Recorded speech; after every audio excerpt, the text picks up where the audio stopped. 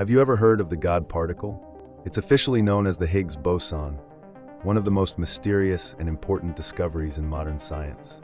This tiny particle is responsible for giving mass to everything in the universe.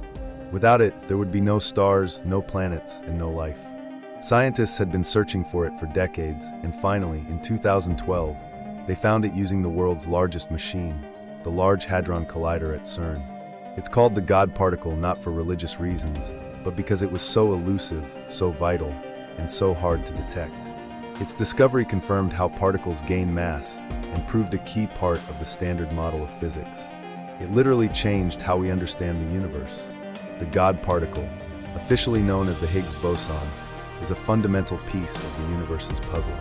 Discovered in 2012 at CERN, this elusive particle is crucial because it gives mass to other particles through the Higgs field.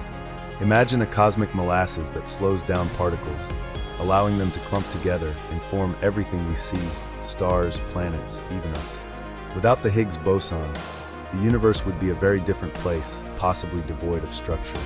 It's named the God particle, not because it's divine, but because it's so essential yet so hard to find.